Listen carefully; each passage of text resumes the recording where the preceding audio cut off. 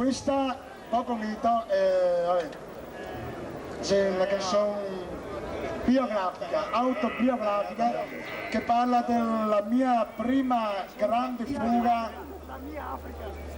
da un luogo più o meno chiuso.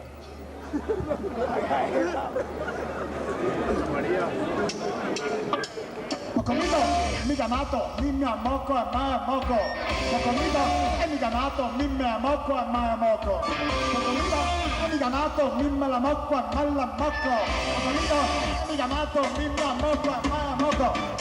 Che c'è una fortuna che vive per spina, la pizza del bere e bianca la luna. C'è una pizza che voglio andare, da tanta parte che c'è a canale. Non c'è niente, ma proprio niente, a quella maga di 30 anni fa.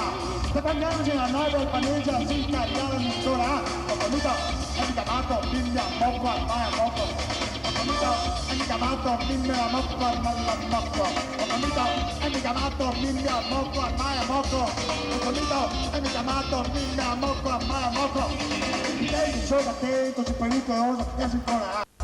I piedi sono attento, c'è pericoloso e si ancora.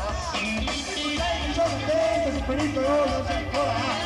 I piedi sono attento, c'è pericoloso e si ancora.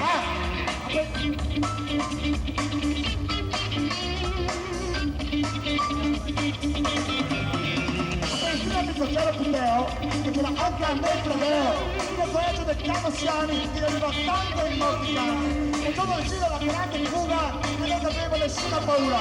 Primo caso nei porti in grio, ma da quel giorno c'è più sta. Ho capito e mi chiamato Mimmi a Mocco e Mai a Mocco. Ho capito e mi chiamato Mimmi a Mocco e Mai a Mocco. Ho capito e mi chiamato Mimmi a Mocco e Mai a Mocco. Ho capito e mi chiamato Mimmi a Mocco e Mai a Mocco.